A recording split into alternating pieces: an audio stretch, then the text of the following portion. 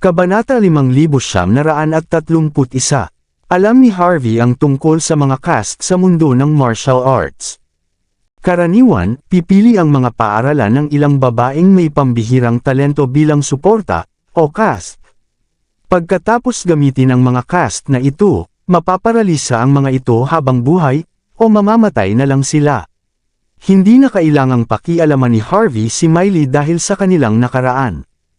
Pero para kay Lennon, ayaw niyang makita siyang mamatay.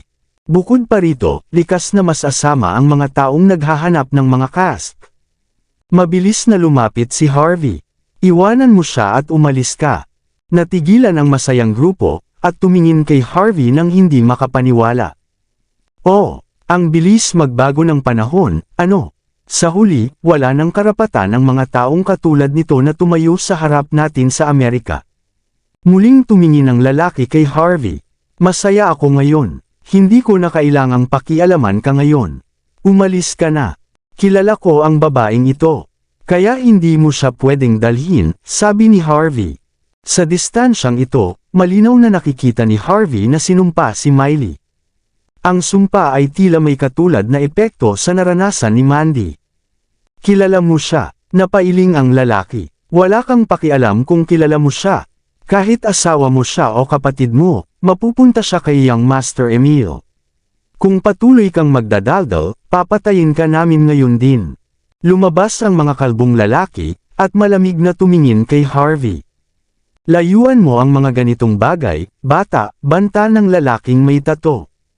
Ang ilang mga bagay ay maaaring mukhang simple, ngunit mas malalim ang tubig kaysa sa iniisip mo.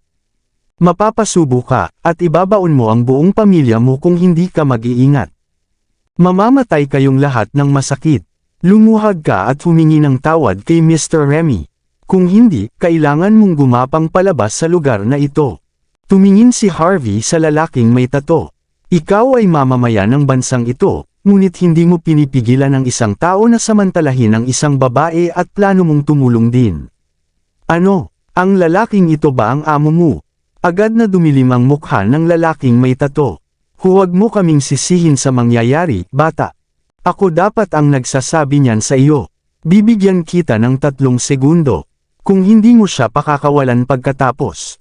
Sampal. Agad na sinampal ni Remy si Miley, at malinaw na nakikita ang isang pulang marka ng palad sa kanyang makinang na mukha.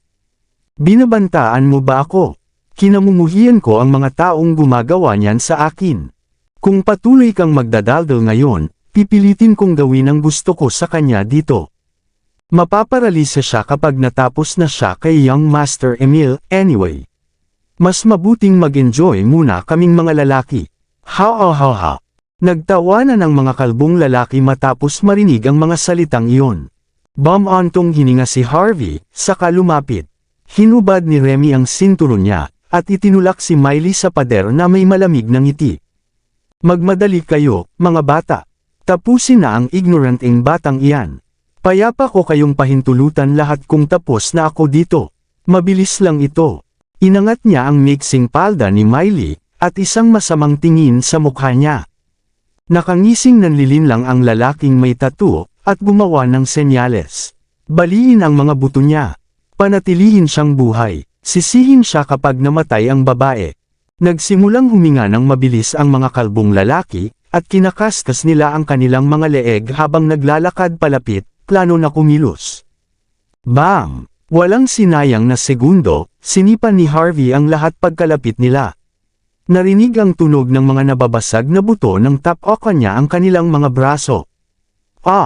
Narinig ang mga sigaw ng sakit, at nagbago ang ekspresyon ng lalaking may tato, at hindi niya akalaing kayang lumaban si Harvey ng ganoon.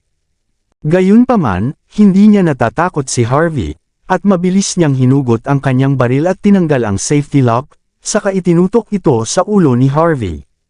Kalabog, isang kahihiyan, na bago pa niya mahila ang gatilyo, nahawakan na ni Harvey ang baril at agad na binuwag ito. Ang mga piraso ay nagkalat sa lupa. Nagulat ang lalaking may tato, ngunit mabilis siyang natauhan at malamig na ngumiti kay Harvey. May kakayahan ka pala, bata. Pero hayaan mong sabihin ko sa iyo, kabilang ako sa small sect. Kakilakilabot ang mangyayari sa iyo kung hahampasin mo ako. Isang mapang-akit na tingin ang ipinukol ng lalaking may tato kay Harvey. Malinaw na sa mga taong ito, sinumang sumalungat sa kanilang sekta ay humihingi lang ng kamatayan. Kaya naman hindi natatakot ang lalaking may tato kay Harvey. Sampal, agad na inihampas ni Harvey ang likod ng kanyang palad. Isang sigaw ng sakit ang narinig, at lumipad ang lalaking may tato bago bumagsak sa tabi ni Remy, na ikinagulat niya. Tapos na ang lahat bago pa siya magawa ang kahit ano. Paano mo nagawang sirain ang negosyo ni Young Master, hayop ka? Alam mo ba kung gaano ko ito kailangang ihanda? Papatayin kita. Itinulak ni Remy si Miley, saka inihampas ang braso kay Harvey. Mga itim na web na may masamang amoy ang agad na sumugod. Itinaas ni Harvey ang kamay niya, hinahawakan ang web at pinag-aaralan ito ng mausisa. Akala ninyo ba'y hindi kayo matatalo dahil marunong kayong makipaglaban? Napakamatanda na niyan. Ang mga walang alam. Matapos makita si Harvey na nakatayo na parang nataman, tila ipinagmamalaki ni Remy ang sarili. Hindi ninyo alam na ang genetic science ng Amerika ang pinakamalakas. Mayroon akong genetic data ng Black Widow Spider sa aking mga genes. Ang mga taong katulad ko ay tinatawag na mutants. Paano mo ako lalabanan? Kahit sanayin mo pa ang sarili mo ng 100 taon, hindi ka magiging karapat-dapat. Bakit mo pa kailangang iligtas ang dalaga? Ang badoy mo. Lumapit si Remy, na tumatawa ng may kay-abangan. Sapat na ang pakikipaglaban, bata. Ang mga web ko ay may halo na malalakas na anesthetics. Hindi lang basta anumang adulto. Kahit isang elepante ay hindi makakagalaw kahit 1 pulgada matapos tamaan. Gugupitan ko ang bawat bahagi ng katawan mo, saka babasagin ang bawat buto. Papanoodin kita habang nagiging pulang lata. Nasa gitna na si Remy upang abutin ang leeg ni Harvey. Sampal. Agad siyang nagulat at biglang umiikot sa ere, at isang bugzo ng dugo ang sumirit sa kanyang bibig nang bumangga siya sa lupa. May ilang ngipin na nahalo sa dugo. Isang nakalulungkot na tanawin. He filled with disbelief. Imposible. Paano ka okay? Ang web ko ay may lason mula sa Black Widow. Walang katuturan ito. Bam! Bago pa matapos ni Remy ang kanyang pangungusap, isang hakbang ang ginawa ni Harvey at sinipa siya sa lupa. Kasabay nito, ni-roll niya ang web na nahawakan niya sa isang bola at ipinasok ito sa bibig ni Remy. Umikot ang mga mata ni Remy bago siya nawala ng malay. Itinaas ni Harvey si Miley mula sa sulok ng pader, saka tiningnan ang lalaking may tato. Sino sila? Magsalita ka, o mamamatay ka. Nanginginig ang lalaking may tato, kumibot ang kanyang mga mata. Sila ang mga importanteng bisita ng pamilya ko. Galing sila sa Amerika, narinig ko na hindi sila mga ordinaryong tao, at kasangkot sila sa Evermore. Baka makasurvive ka sa pagsalungat sa mga Amerikano. Pero dahil sa Evermore, patay ka na tiyak. Evermore, raw. Ngumiti si Harvey, at umiling. Matapos makilala si Shepard, sigurado siyang ang isang leader ng 12 earthly branches ay hindi magiging ganitong uri ng taong masama. Gayunpaman, isang kaaya-ayang sorpresa na makatagpo ng isang tao mula sa Evermore dito. Walang pag-aalinlangan, sinipan ni Harvey si Remy na parang bola. Pumunta ka at sabihin sa mga nakakataas mo ito. Sabi niya, sabihin mo sa kanila na narito ako. Nasa silid at nag-iisa ako. Kung hindi ninyo bibigyan si Miss Miley ng paliwanag para dito, kailangan kong ayusin ang mga utang sa inyo. Nakita ni Romana na itinaas ni Harvey ang isang babae papasok sa silid matapos sipain ang isang lalaki, ngunit hindi siya nagtanong. Matapos marinig ang mga utos ni Harvey, mabilis na itinali ng mga tauhan ni Romana si Remy at itinapon siya sa isang sulok. Pagkatapos, nagdala sila ng mangkok ng mainit na tubig para kay Miley upang panasan ang kanyang mukha. Gumamit din sila ng karayom upang makatulong na palabisan ang dugo sa mga daliri ni Miley. May karanasan si Romana sa mga ganitong sitwasyon. Nagawa na ni Harvey ang lahat ng kanyang makakaya. Dahil nandito si Romana upang asikasuhin ang sitwasyon, hindi na siya nag-aksaya ng karagdagang lakas. Ilang minuto ang lumipas, Unti-unting nakabawi si Miley. Mukhang mas mulat siya kaysa dati. Dahan-dahan niyang binuksan ang kanyang mga mata, saka nag-freeze sa lugar na tila naintindihan ang isang bagay. Matapos tingnan ang paligid, sa wakas ay nakita niya si Harvey at may malamig na ngiti. Sir York, kung interesado ka sa akin, dapat ay sinabi mo na lang. Hindi mo na kailangang isumpa ako sa simula pa lang. Nawala sa isip ni Harvey ang sasabihin. Gaano ka ba ka hindi marunong makabawi? Sabi niya na nag-roll ng kanyang mga mata. Kung hindi dahil sa akin, isa ka ng cast ng iba sa ngayon. Pero narito ka, patuloy na nagmamalaki. Dapat mong malaman na hindi ako interesado sa isang maluwag na babae katulad mo. Akala mo ba'y isinumpa kita sa simula pa lang? Ikaw, humigpit ang dibdib ni Miley, at galit na galit, bago siya umubo ng mas maraming dugo. Isang masangsang na amoy ang pumailan lang sa hangin, at siya ay naging mas relaxed. Nagtataka siya, at saka tumingin kay Harvey. Halos mabali ang kanyang ngipin sa pagkagat sa galit. May iba pang paraan para siya ay makapagpalabas ng dugo, pero ang ginamit ni Harvey ay ang pinaka-nakakadiring paraan. Hindi na pinansin ni Harvey kung paano ang nararamdaman ni Miley. Narinig kong sinabi ng lalaking may tato na Evermore ang gumawa nito sa iyo. Ano ang nangyayari? Nag-atubili si Miley sandali. Nagsisilbi na ako kay Amos mula pa nang siya ay isinilang, pero hindi ko pa siya nakikita ng personal. Binigyan ako ng misyon ng small sect, at sinabing magsisilbi ako sa isang importanteng bisita. Nang makita ako ni Emil, agad niya akong tinanong kung pwede akong maging isa sa kanyang mga partner. Narinig kong pinapatay niya ang ilan sa kanyang mga partner tuwing taon. Sinasabi ng mga bulong-bulungan na ang lahat ng kanyang mga partner ay lubos na naubos ng kanyang lakas. Ayaw kong mangyari iyon sa akin, kaya tumanggi ako. Pero nang nagsimula akong umalis, biglang uminit ang aking katawan.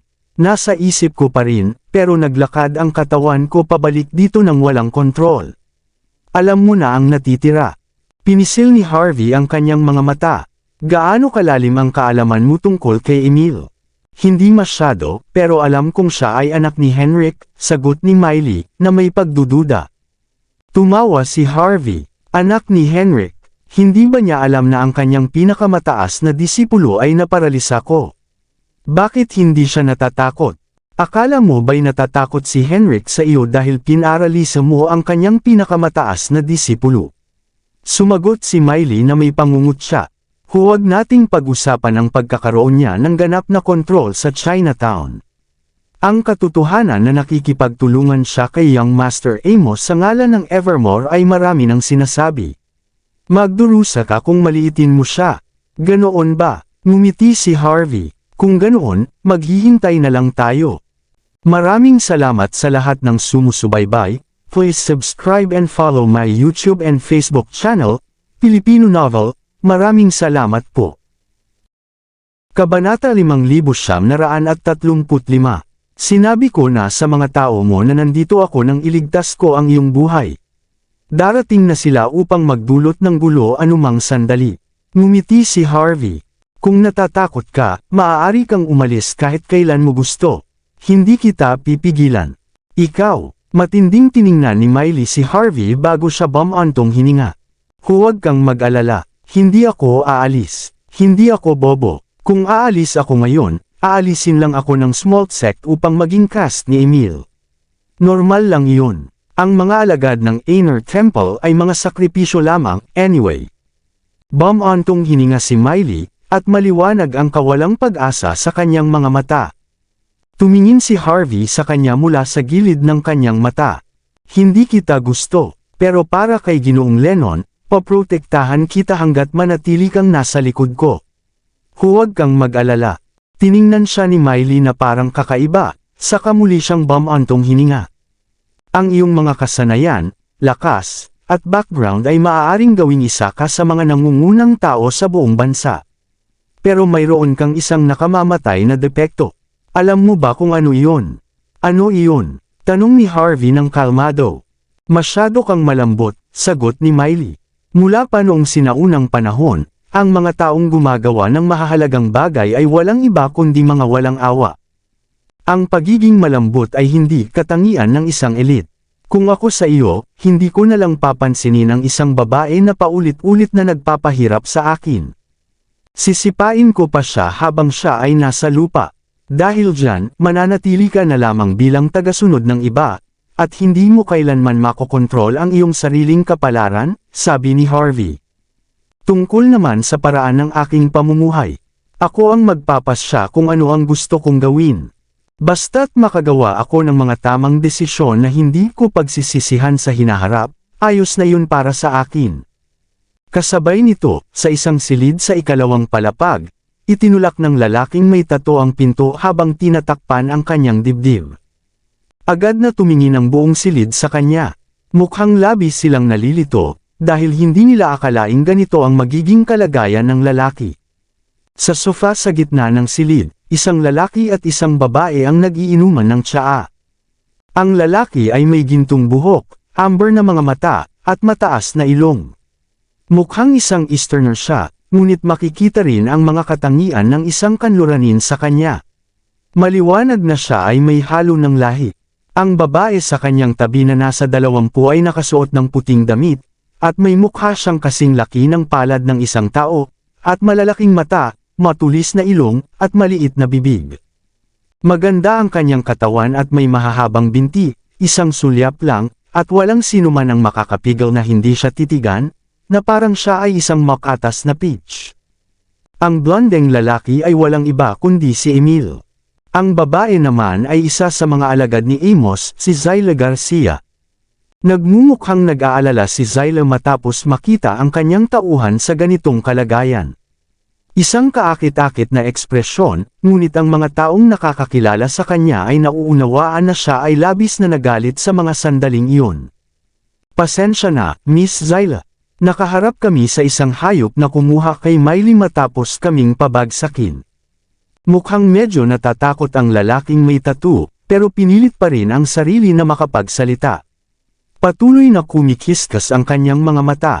Tama. Sinabi niya sa amin na naghihintay siya sa silid na nag-iisa. Sinabi niya sa amin na pumunta sa kanya kung may lakas ng loob tayo. Isa pang bagay, kasama niya si Young Master Remy. Ang web na itinapon ni Young Master Remy ay ipinasok din sa kanyang bibig. Talagang papatayin ng lalaking iyon si Remy. Hindi ito dahil wala kaming kapangyarihan, Miss Zyla. Walang awa ang lalaking iyon.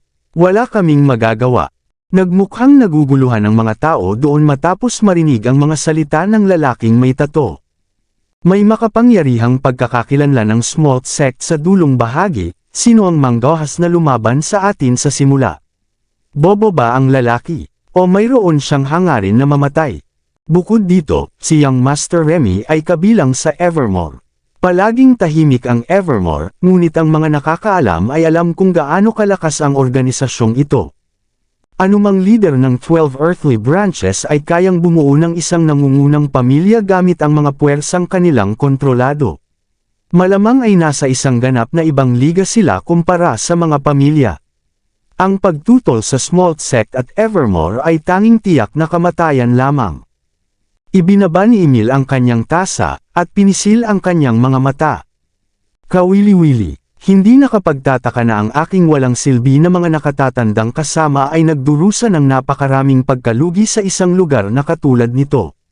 Medyo masigla rin ang mga tao rito, ano? Ipinahayag mo ba ang aming pagkakakilanlan? Ginawa ko. Tumango ang lalaking may tato. Sinabi namin sa kanya ang tungkol sa small sect. Pero hindi siya natakot kahit kaunti. Nagbigay pa kami ng pahiwatig na si Young Master Remy ay mula sa Evermore. Sinabi niyang wala siyang pakialam. Upang maiwasan ang parusa at makaganti, hindi nag-atubiling pagnangasin ng lalaking may tato ang apoy hanggat maaari. Tumawa si Emil. Tanging laro lamang ang makikita sa kanyang mga mata. Pumunta siya rito na handang-handa. Ang kanyang ama ay nagpaplanong makipagtulungan sa small sect. At gayon paman, nang inimbitahan siya sa isang pagkain ng sekta, nangyari ang ganitong bagay. Kailangan ng ibang tao na humawak sa sitwasyon para sa kanya. Hindi siya nag-abala na kumilos mismo. Miss Zyla, sabi niya, habang tinitingnan siya. Mukhang hindi ka talaga tapat sa iyong pakikipagtulungan sa Evermore. Ipinagmamalaki mo ang iyong lakas upang makakuha ng higit pang benepisyo mula sa kasunduan.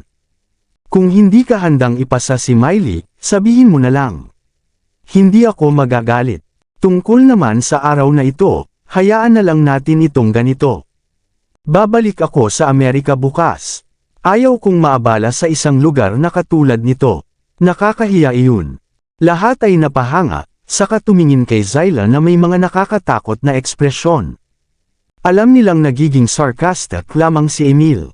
Kung hindi nila siya mapasaya, kung gayon, malamang na masisira ang kooperasyon sa pagitan ng Evermore at Smalt Sect. Tiningnan ni Zyla si Emil ng masama. Malinaw na bilang alagad ni Amos, siya ay isang napakamatalinong babae. Alam niyang pinapahiya siya ni Emil. Gayunpaman, wala siyang balak na ilantad ito. Batay sa lakas at background ng Smalt Sect sa dulong bahagi.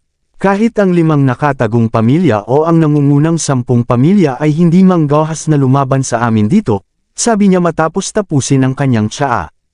At sa kabila nito, mayroong naghamon sa amin dito. Masyado na bang tahimik kami kamakailan? O may isang tao na masyadong mayabang? Nagtinginan ang lahat, at walang sinuman ang manggahas na magsalita.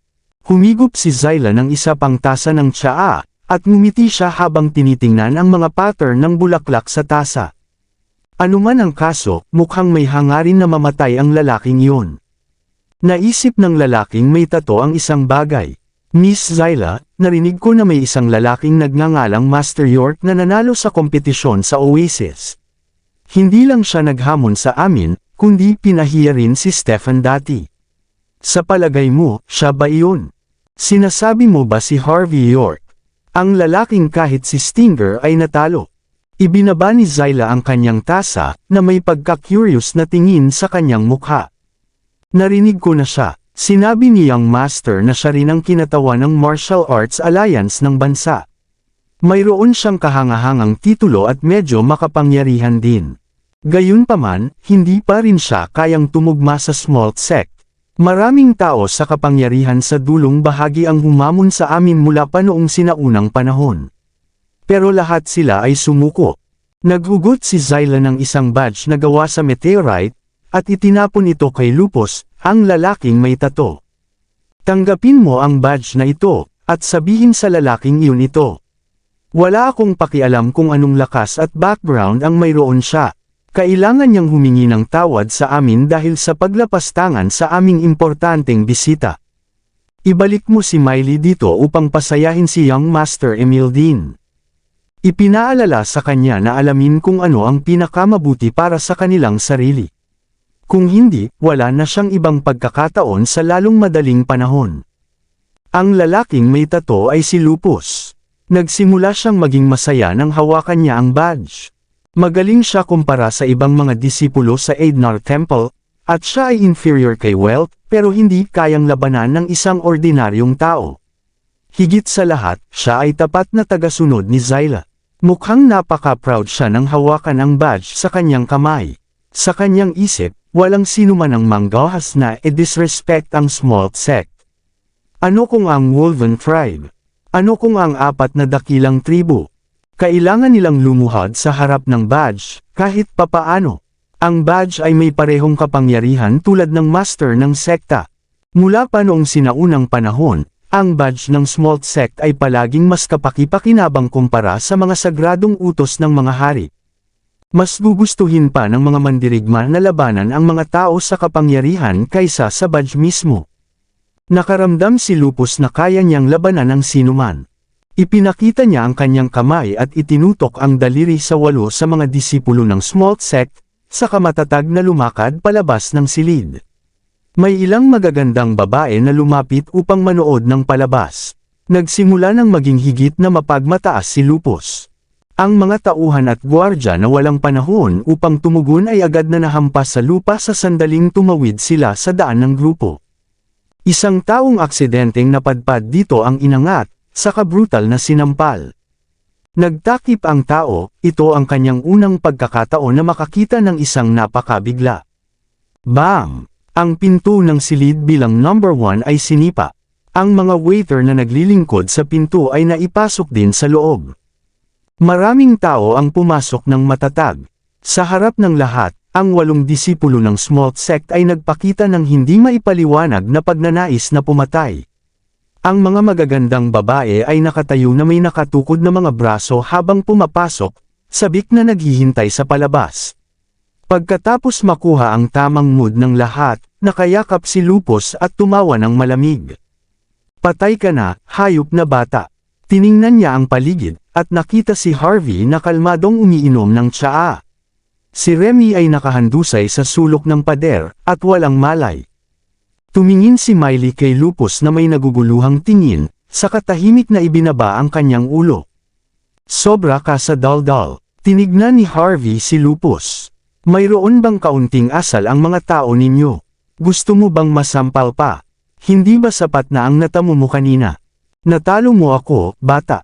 Pero sa ngayon, kahit ilapit ko ang aking mukha sa harap mo, hindi mo kayang humawak sa akin." Tumawa si Lupus na may namamagang mukha. "Alam kong mayroon kang makapangyarihang background. Pero pinapaalalahanan kita, sa isang lugar na katulad ng dulong bahagi. Ang Smalt Sect ang laging hari. Hindi pa huli para sa iyo upang lumuhod ngayon." Ngumiti ang mga kasamahan ni Lupus, na tila naglalaro, at iniisip ang lahat ng paraan kung paano magdurusa si Harvey. Bumantong hininga si Harvey. "Tanungin mo si Amos, at tingnan natin kung may lakas siya ng loob na magsalita ng ganito sa harap ko. Akala mo ba'y basta-basta mong mababanggit ang pangalan ng aking young master, hayop na bata?" Tumawa si Lupus ng may pagkamalasakit. "Kaya kitang pira-piresuhin dahil dito. Ganoon ba? Akala mo ba'y kaya mong gawin iyon?" Tanong ni Harvey.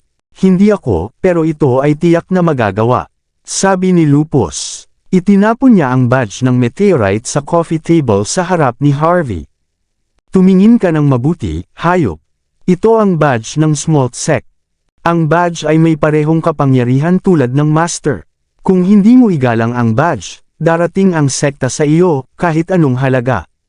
Humiling si Miss Zyla na humingi ka ng tawad sa kanyang harapan. At si Miley, pinapaalala ni Miss Zyla na ayusin mo ang iyong sarili. Maglilingkod ka kay Young Master Emil sa gabing ito. Dapat ninyong dalawa malaman kung ano ang mabuti para sa inyong sarili. Kung magiging maayos ang iyong asal, magiging mabuti ito para sa lahat ng kasangkot.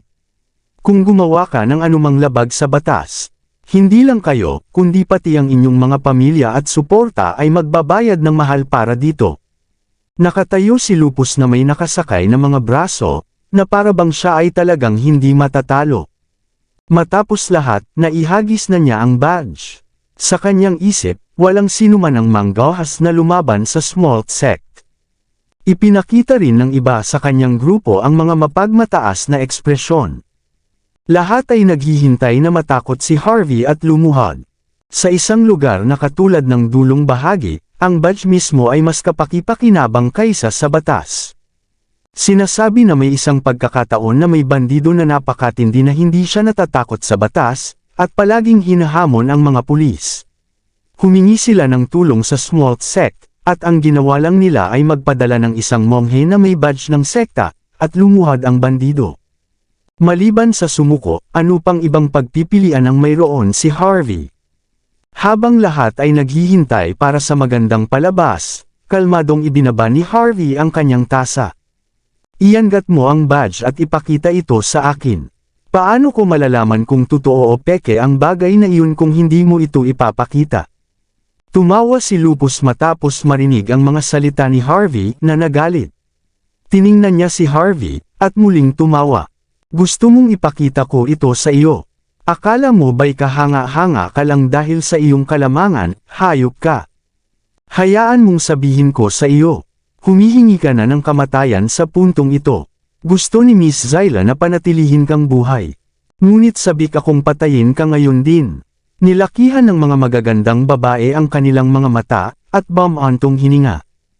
May hangarin na mamatay ang batang ito. Hindi ba niya alam na madilim ang kapalaran ng lahat kung magalit ang Smalt Sect? Normal lang iyon. Tanging isang ignorante ang mamamatay ng ganitong paraan. Ano, hindi mo ba ito kukunin? Ngumiti si Harvey. Kaya sinasabi mong peke ito. Paano ka naglakas loob na magmalaki sa harap ko gamit ang pekeng badge? Ano sa tingin mo ang dapat kong gawin sa iyo? Ikaw, nagalit si Lupus. Bago pa niya maipaliwanag na mas mahalaga ang badge kaysa sa isang tunay na kayamanan, biglang hinila ni Romana ang gatilyo sa kanya. Bang! Lumipad ang badge, at may butas sa gitna, at bumagsak sa harap ni Lupus matapos iyon. Ano? Paano mo naisip na sirain ang badge? Punong-puno ng hindi makapaniwala si Lupus. Ang kanyang grupo ay nagpakita ng mga nakakatakot na ekspresyon. Hindi nila akalaing gagawin ni Harvey ang ganitong bagay. Sinira ko ang badge. Ngumiti si Harvey. Sinabi ko na sa iyo. Kahit ang iyong young master ay hindi makakatanggap ng respeto mula sa akin. At narito ka, nagdadala ng badge. Ano ang silbi ng lahat ng ito? Bumalik ka at sabihin sa iyong Miss Zyla ito. Sabihin mo sa kanya na ang iyong sekta ay wala sa akin. Paano ka naglakas loob na disrespect ang small sect ng ganito? Sigaw ni Lupus, na galit na galit. Sino ka? Kahit na ikaw si Master York, tiyak na mamamatay ka. Kabanata 5,940. Hindi na kayang pigilan ni Lupus ang kanyang galit. Nakita na niya kung gaano katakot si Harvey matapos siyang matalo dati. Gawin mo, barilin siya. Nagtawanan ng malamig ang mga disipulo ng small sect, at lumapit na may mga baril sa kamay. Bang, bang, bang. Bago pa man sila makagawa ng anuman, nauna nang hinila ni Romana ang gatilyo. Napaka-eksakto ng kanyang mga putok, at bawat bala ay tumagos sa mga palso ng mga disipulo. Nahulog ang mga baril sa lupa, at ang epekto ng mga bala ay napakalakas na nagpasabog sa mga disipulo. Isang nakakaawang tanawin. Bang! Isang malakas na dagandong ang narinig nang hindi pa nakapag-react si Lupus sa oras, at siya ay naitulak sa pinto matapos tamaan ng bala. Tumagos ang bala sa kanyang balikat. Isang simpleng galaw ay sapat na upang ang kanyang buong katawan ay manginig sa sakit. Dumago mula sa butas ng bala, at nagulat siya kaya't hindi siya naglakas loob na gumalaw. Alam niyang mamamatay siya sa pagdudugo kung gumawa siya ng anumang padalos-dalos sa ganitong sitwasyon. Wala siyang magawa kundi ipitin ang kanyang mga ngipin, at titigan si Harvey nang may galit. Paano ka naglakas loob na iangat ang iyong baril laban sa amin, hayop ka? Hindi tinatanggap ng small sect ang kahihiyan. Akala mo ba'y kaya mong harapin ang mga kahihinatnan ng lahat ng ito? Sigaw niya. Tumayo si Harvey at lumapit kay Lupus. Nagsasalita ka pa rin ng walang kabuluhan. Sabi niya, at tinapik si Lupus sa mukha. Dapat ay kaya mo nang sagutin ang tanong na iyon sa sarili mo ngayon. Hindi lang ikaw, kahit si Amos ay walang kahulugan para sa akin. Ikaw, nanginginig si Lupus mula sa galit. Patayin mo ako kung may lakas ka ng loob. Kung hindi, ako ang magiging saksi sa iyong kamatayan sa lalong madaling panahon. Magdurusa ka ng isang kakila-kilabot na kamatayan pagkatapos nito. Sampal, inihampas ni Harvey ang likod ng kanyang palad, na nagpalipad ng isang ngipin mula sa bibig ni Lupus. Tawagin mo ang iyong boss. Sabihin mo sa kanya ang lahat ng sinabi ko sa iyo. Gusto kong makita kung sino ang mas nakakaangat, ang sekta ba, o ako. Piniga ni Lupus ang kanyang mga ngipin, at ang kanyang mga mata ay patuloy na nanginginig. Gusto niyang patuloy na magmukhang matatag, ngunit wala na siyang pagpipilian. Humugot siya ng malalim na hininga bago nag-dial ng isang numero sa kanyang telepono. Isang kalmadong tinig ng isang babae ang narinig sa madaling panahon. Bakit ka napakabagal, Lupus? Nanginginig ang mga mata at bibig ni Lupus. Pasensya na, Miss Zyla. Wala akong magawa tungkol dito. Sa takot ko, kailangan mong kumilos. Nagtakip si Zyla ng isang sandali. Kawili-wili, sabi niya nang may pagka-curious. Pupunta ako upang tingnan. Malalaman natin kung sino ang ating kalaban sa lalong madaling panahon. Ilang minuto ang lumipas, lahat ng mga customer sa buong bar ay itinulak palabas. Isang grupo ng mga kalbong lalaki ang lumabas mula sa sasakyan, na may mga malamig na tingin sa bar. Agad silang bumuhos sa buong bar sa isang iglap. Sila ay mga disipulo ng Smalt sect na nagtipon dito dahil sa pagdating ni Amos. Sa kabila nito, mayroong isang tao na naglakas loob na disrespect ang sekta. Para sa kanila, ito ay talagang hindi mapapatawad.